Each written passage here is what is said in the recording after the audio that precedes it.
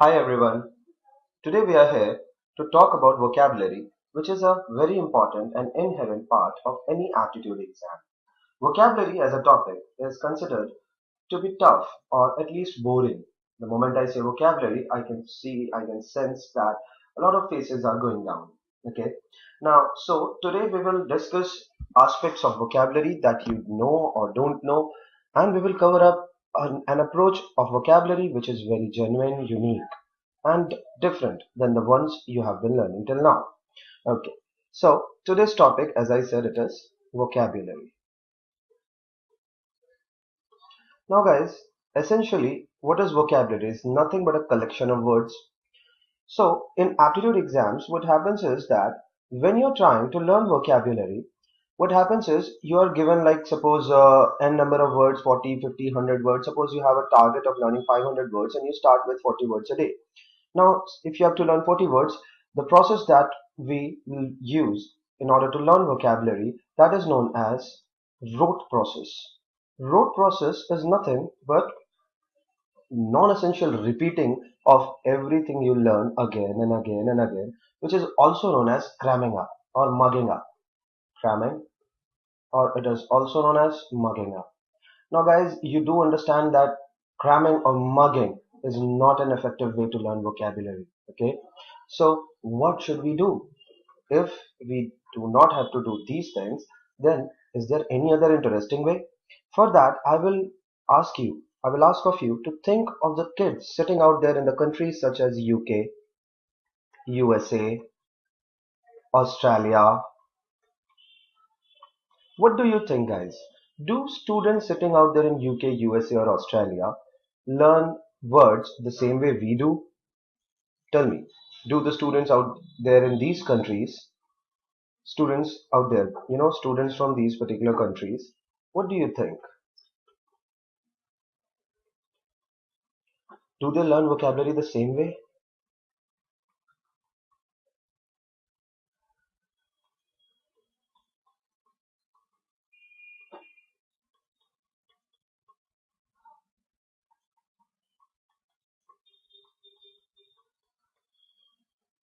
The answer is a big no. Then what should we do? What do these guys do? That is the question that must be, coming up in your mind right now. Now, I would like you to think of your own mother tongue.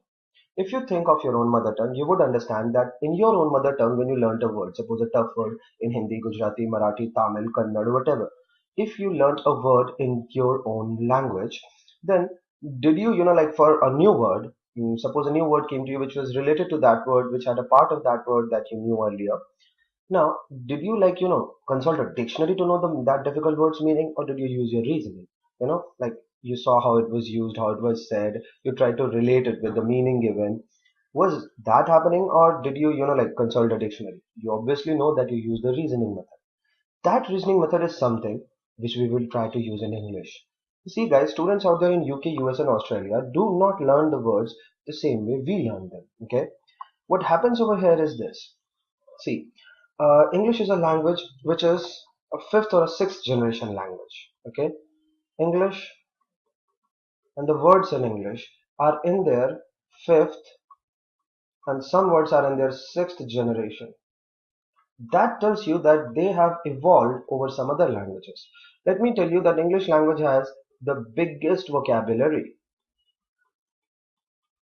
That vocab is of 600,000 words. And that too not accurately, that is just an approximate collection. Okay. Now, you can see that it is very difficult. You can clearly understand that it is very difficult to understand all of those words at the same time.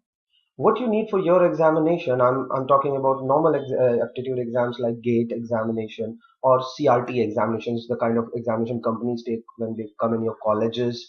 At that point of time, you need a vocabulary of from 700 to 1000 words. 700 to 1000 words, that is what you need. Now that is a very small percentage of this, you can clearly see. Out of these you need these words, okay, and then you can answer 4 out of 5 questions asked from vocabulary. There are various kinds of questions asked from vocabulary, okay, like synonyms, antonyms, like fill in the blanks, like analogy questions, where you understand the relation mechanism between two given words. Okay, so as I was saying, it has the biggest vocabulary.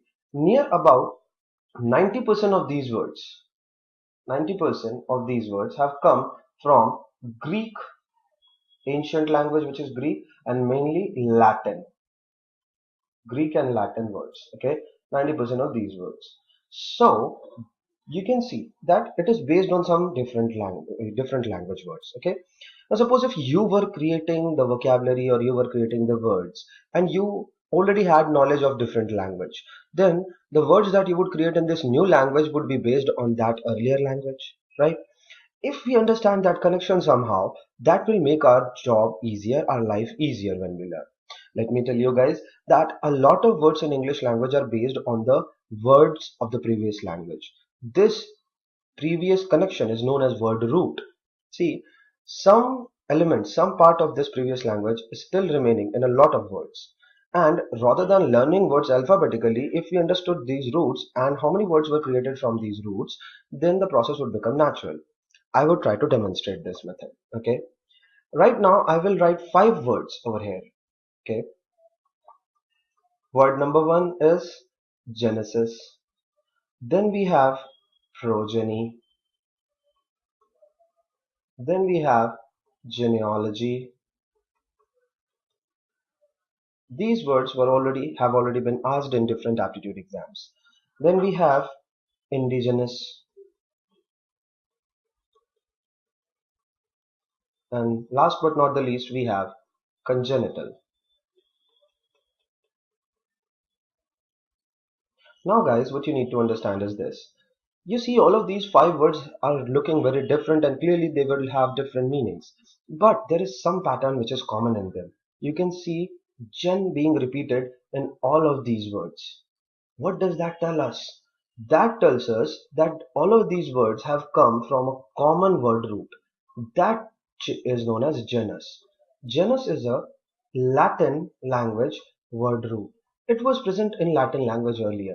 And since English words are based on Latin, so when the word was created, like when the English language words were created, a lot of words which had the same sense as genus has were made from the same word root.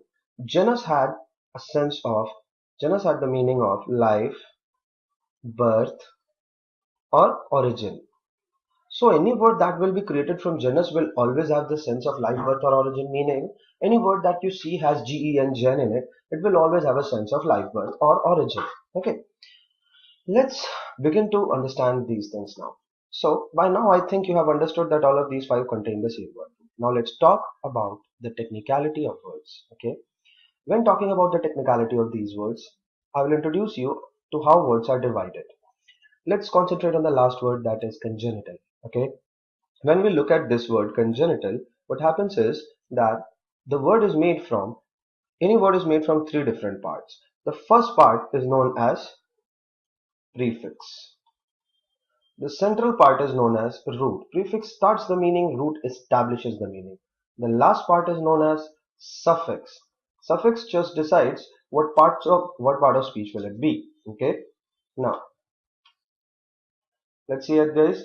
Now, fine, if it is made from prefix, root and suffixes, then what? Let me introduce you to something else. See, if we learn the roots, if we know the meaning of roots, that meaning will always be reflected. But a word is not just made up of roots, it has prefixes and suffixes too. So side by side, we will also learn some prefixes and suffixes. We will learn them side by side as roots are more important. Now, you can see congenital being started with the word root of con. Any word that is started from con, that is being started from con, com or col, any word that has these 3 elements in start, that means these 3 elements always represent with or togetherness. Okay, they represent with and togetherness. Now let me give some examples to you. Whenever you have to find out the meaning of a word, you must do something, like you should think of the simpler words rather than tougher words. When I talk about for example, if I'm thinking about words starting from con, let's think about a very simple word known as conjunction. Now what does conjunction mean? It's a part of speech that joins together